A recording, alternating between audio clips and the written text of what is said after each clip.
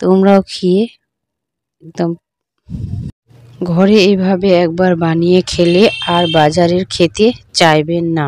বন্ধুরা, এখানে আমি চিকেন নিয়েছি, সুন্দরভাবে কেটে পরিষ্কার করে নিয়েছি। বন্ধুরা, এখন আমি মশলাটিকে পেস্ট করে নেব। কটা দিয়েছি শুকনা লঙ্কা, তোমরা চাইলে কাঁচা লঙ্কাও দিতে পারো। হ্যাঁ, কটা শুকনা লঙ্কা দিয়েছি আমি, আর দিয়ে দেব কটা রসুনের কোয়া, আর দিয়ে দেব 2 টুকরো আদা, ধনে কুচি দিয়ে একটু জল দিয়ে এটাকে সুন্দরভাবে পেস্ট করে নেব। এভাবে পেস্ট করানো হয়ে গেছে আমার।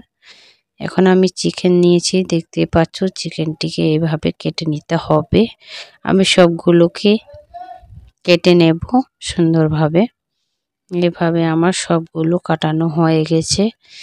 এখন আমি যে মশলাটা পেস্ট করে রেখেছিলাম সেটাকে দিয়ে দিলাম। আর মশলা আমি এখানে অ্যাড করছি জিরে গুঁড়ো 1 টিস্পুন, লঙ্কার গুঁড়ো 1 টিস্পুন, ধনে গুঁড়ো 1 টিস্পুন, পরিমাণ মতো লবণ, আর দিয়ে দিলাম দই। দেওয়ার পরে এটাকে সুন্দরভাবে আমি মেখে নিচ্ছি। এটাকে হাত দিয়ে সুন্দরভাবে মেখে নিতে হবে যাতে মাংসের ভেতরে মশলাগুলো এড হয়। এখন আমি দিয়ে দিয়েছি 1 কাপের মতো বেসন আর কর্নফ্লাওয়ার 1 কাপের মতো। দেওয়ার পরে একটা ডিম দিয়ে সুন্দরভাবে আমি এটাকে মেখে নেব। এইভাবে হাত দিয়ে সুন্দরভাবে মেখে নিতে হবে, তাহলে অনেক সুন্দর হবে পকোড়াগুলো।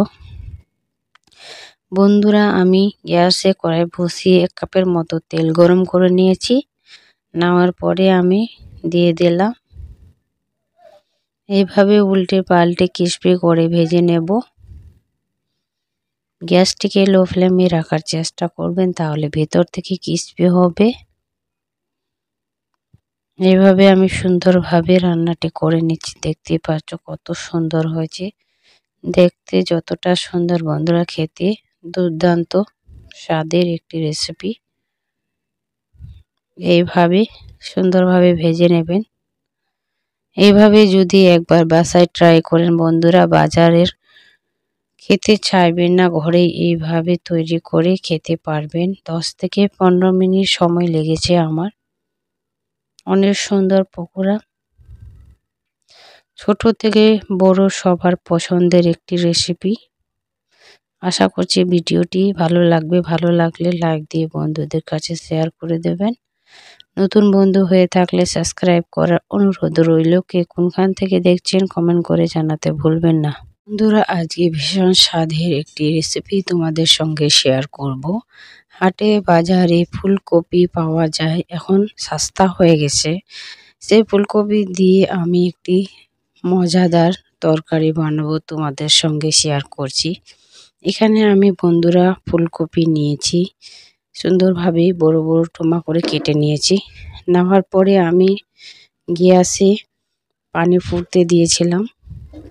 পানিটাকে ফুটিয়ে আমি সেই ফুলকপিটা প্রায় 10 থেকে 15 মিনিটের মতো সিদ্ধ করে নিয়েছি। ঢাকনা দিয়ে সিদ্ধ করতে হবে।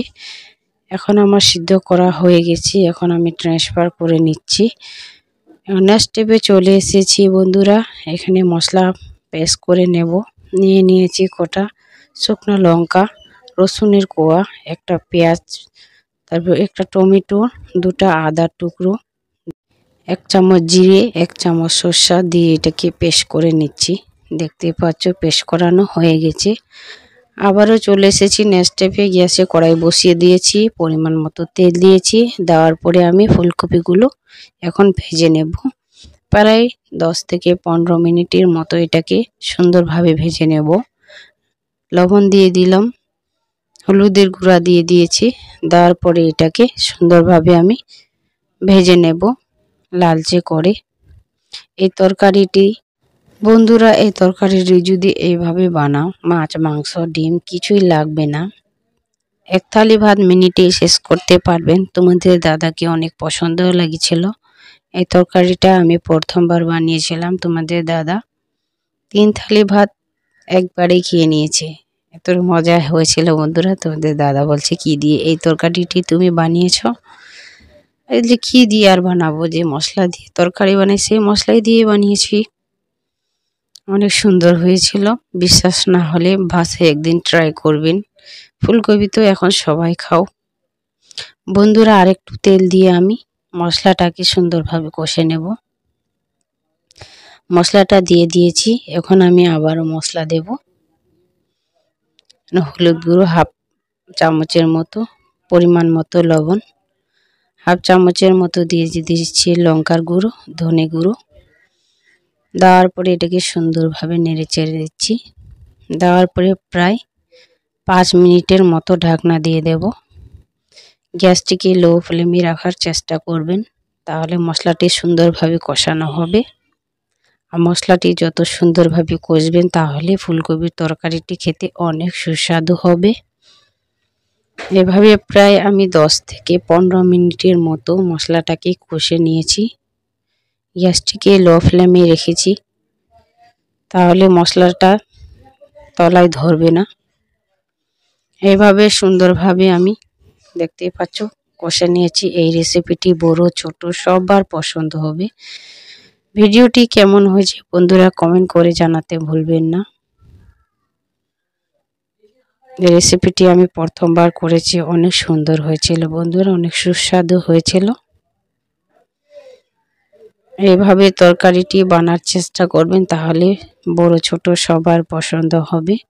বাড়ির সবার মন জয় করতে পারবেন। এই রেসিপিটি সবাই বানাতে পারবেন, নতুন রাঁধুনি সবাই, পুরনো বা নতুন রাঁধুনির জন্য সবাই এই রেসিপিটি বানাতে পারবেন। এইভাবে আমি ফুলকপিটি দিয়ে আবারও যে জলটা দিয়েছি আমি, সেই জলটা আবারও আমি শুকিয়ে নিচ্ছি। এইভাবে যদি জলটাকে শুকিয়ে নেন তাহলে ফুলকপির যে মশলাটা আছে না, ফুলকপির গায়ের ভিতরে ঢুকে যাবে। এইভাবে আবারও আমি পরিমাণ মতো জল দিয়ে দিলাম, যেরকম তোমরা খাবে সেরকম দেবে। এভাবে জলটিকে দিয়ে আমি সুন্দরভাবে ফুটিয়ে নেব। বন্ধুরা, এর উপরে আমি একটু গরম মশলা দিয়ে দেব।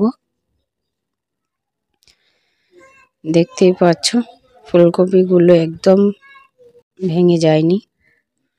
এভাবে আমি গরম মশলা দিয়ে দিয়েছি হাফ চামচের মতো, দিয়ে এটাকে সুন্দরভাবে ফুটিয়ে আমি তুলে নেব। দেখতেই পাচ্ছ এই রেসিপিটি পালে মাছ, মাংস, ডিম কিছুই লাগবে না। অনেক সুন্দর একটি রেসিপি হয়েছিল বন্ধুরা। তোমাদেরকে কেমন লেগেছে এই রেসিপিটি? আমার ভালো লাগলে লাইক দিয়ে বন্ধুদের কাছে শেয়ার করে দেবেন। নতুন বন্ধু হয়ে থাকলে সাবস্ক্রাইব করার অনুরোধ রইল। কে কোনখান থেকে দেখছেন কমেন্ট করে জানাতে ভুলবেন না, যাতে তোমাদেরকে ধন্যবাদ দিতে পারি। এবারের মতো বিদায়।